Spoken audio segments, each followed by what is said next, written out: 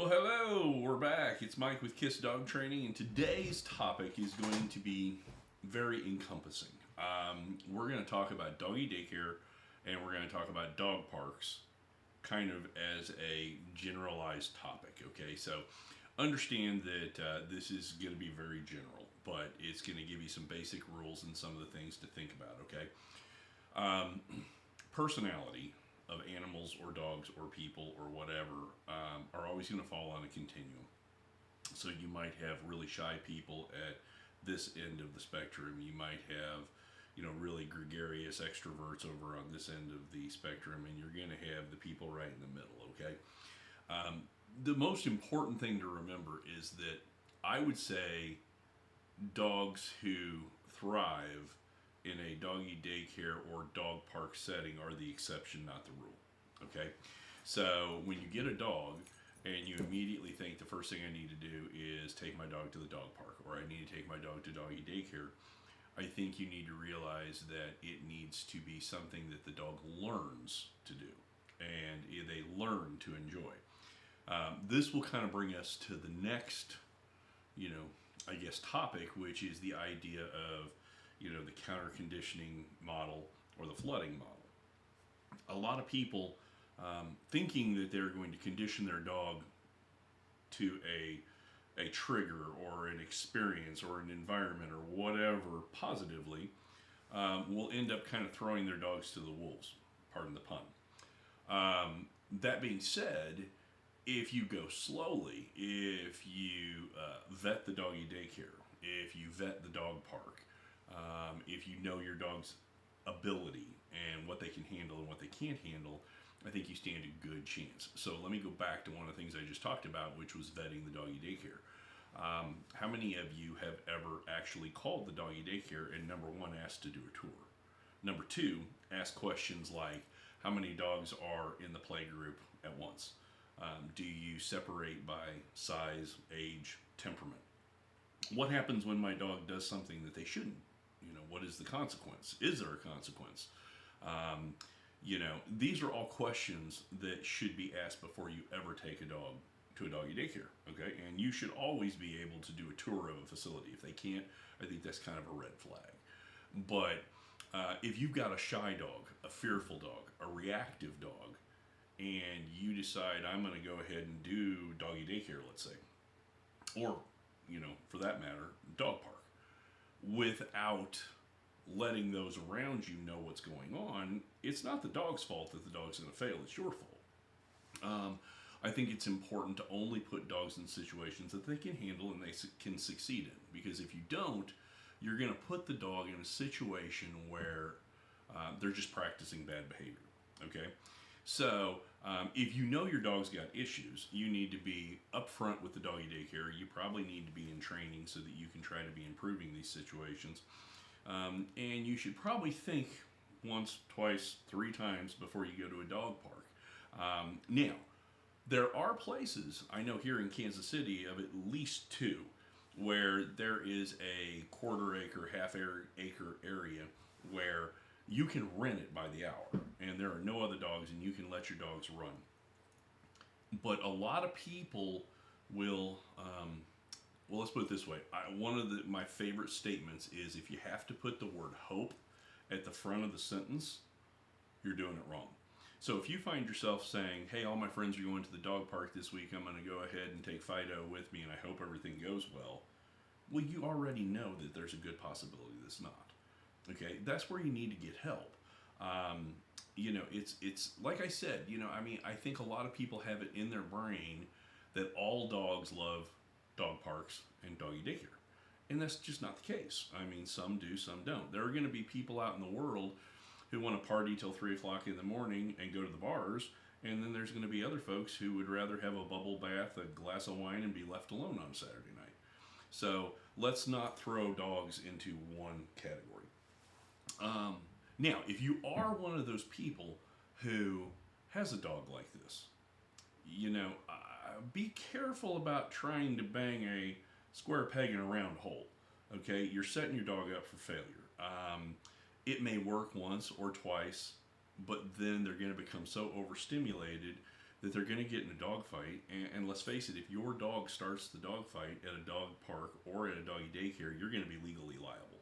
And that's the last thing you want. That gets homeowners insurance involved. That gets the dog park, the city involved. It gets the owner of the doggy daycare involved. I don't know how many times I get phone calls saying, "Hey, my dog was kicked out of doggy daycare. I want to hire you to make my dog like doggy daycare."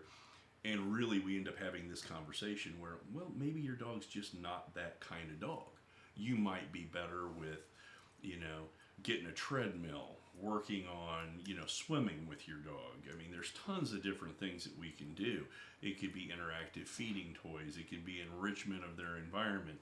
It can be starting at ground zero and trying to build a rock solid leave it command to where when you're on a leash the dog won't react. But none of that guarantees that doggy daycare and dog parks are going to be what your dog needs, wants, or likes. Okay? Now, there are people that work 5 days a week and have a high drive or high energy dog, and they take the dog to doggy daycare so that the dog gets some exercise.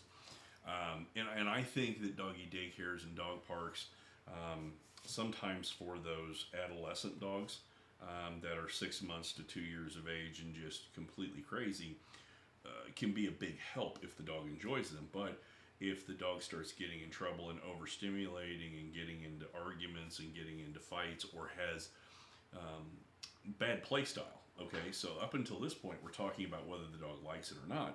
Let's look at it from a totally different perspective. What if the dog loves it but has no impulse control and no frustration tolerance and is overplaying every single dog that they encounter? I know that my pit bull is one of those dogs who, for the first 15 minutes, she is up in every dog's face, grill. I mean, she loves it, but we have to make sure that she gets to play with just those dogs that are going to be similar play styles. So one of the things, okay, let's kind of back up again. If you're going to a doggy daycare, one of the things I love to hear is, okay, yeah, we do separate by size, by age, by temperament, and we'll make sure that we don't have a 9-month-old pit bull with a 7-year-old German Shepherd. Okay, those two ages, breeds, play styles are probably not going to be great. I also want to hear things like, well, yeah, we don't put little dogs with big dogs because the last thing I want to see is a dachshund playing with a Great Dane, okay, just because of the back injury that could happen. So, this is definitely kind of one of those topics that there is no right answer, but your answers become so much closer to right if you do the legwork and the homework. If you interview 5 or 6 doggy daycares, if you interview 5 or 6 trainers, if you mash up with the person you jive with best. Me personally, you've heard me say this before. I'm going to focus more on teaching the dog what I want and rewarding the snot out of it than I am going to be waiting for the dog to make a mistake and then trying to correct it.